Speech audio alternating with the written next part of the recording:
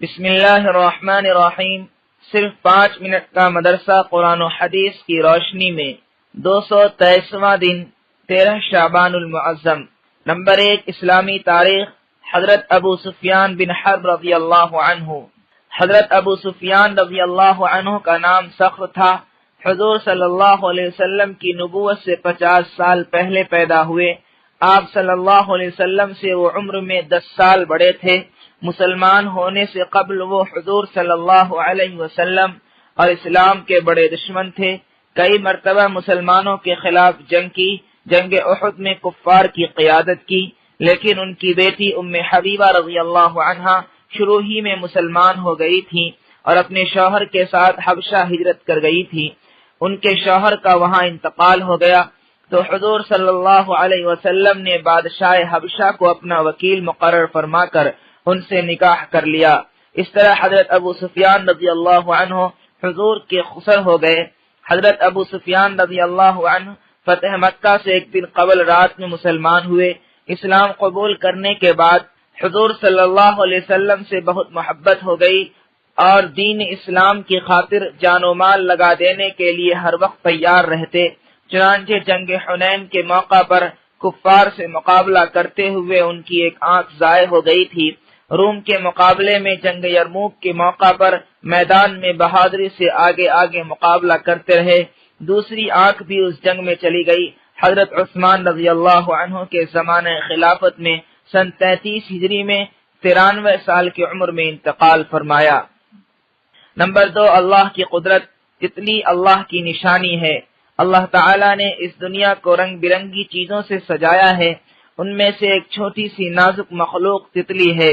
تتلی دن بھر باغیچوں اور پھلواری کے پھولوں کے آس پاس منڈلاتی رہتی ہے اور اس کے رس چوس کر اپنا پیٹ بھرتی ہے۔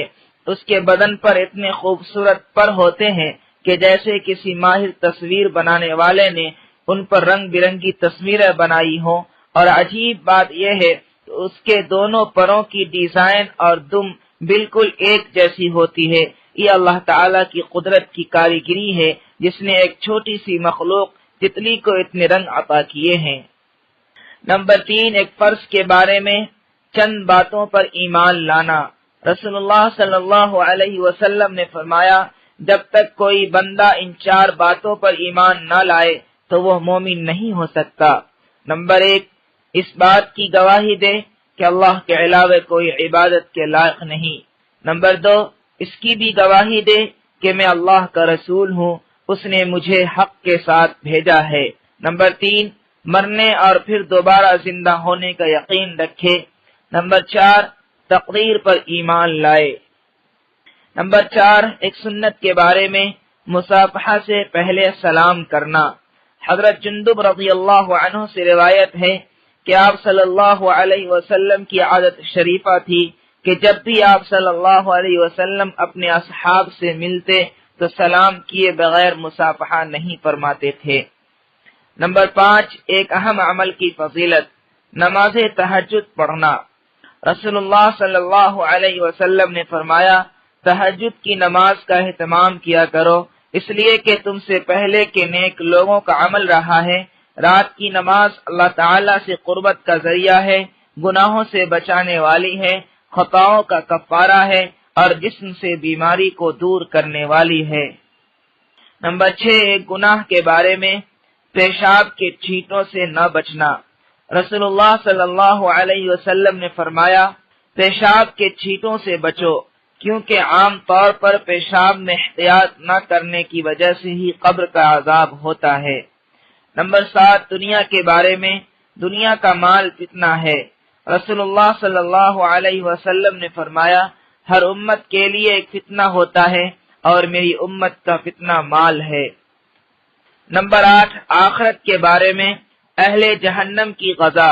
قرآن میں اللہ تعالیٰ فرماتا ہے، ہم نے زقوم کا درخت ظالموں کے لیے ایک فتنہ و آزمائش بنایا ہے۔ وہ ایسا درخت ہے جو جہنم کی تہ سے نکلتا ہے، اس کے پھل ایسے ہیں جیسے شیاطین کے سر، تو یہ اہل جہنم اسی زقوم کو کھائیں گے اور اسی سے اپنے پیٹوں کو بھریں گے، پھر اوپر سے ان کو سخت کھولتا ہوا پانی ملا کر دیا جائے گا۔ نمبر 9 طب نبوی سے علاج، حریرہ کے فوائد۔ حضرت عائشہ رضی اللہ عنہ فرماتی ہیں کہ رسول اللہ صلی اللہ علیہ وسلم کے گھر والوں میں سے جب کسی کو بخار آتا تو آپ صلی اللہ علیہ وسلم حریرہ استعمال کرنے کا حکم دیتے اور فرماتے کہ یہ رنجیدہ آدمی کے دل کو قوت دیتا ہے اور بیمار کے دل سے رنج و غم کو اس طرح دور کرتا ہے جس طرح تم پانی سے اپنے چہرے کے میل کچیل کو دور کرتی ہو۔ فائدہ، جو کے آٹے کو بھون کر اس میں گھی، میوے اور شکر ڈال کر پکایا جاتا ہے، جس کو حریرہ کہتے ہیں۔ نمبر 10 قرآن کی نصیحت۔ قرآن میں اللہ تعالیٰ فرماتا ہے، اے ایمان والو، تم آپس میں ایک دوسرے کے مال کو ناحق مت کھاؤ، مگر جو مال آپس کی رضامندی سے کی ہوئی خرید و فروخت سے حاصل ہو تو اس کو کھانے میں کوئی حرج نہیں۔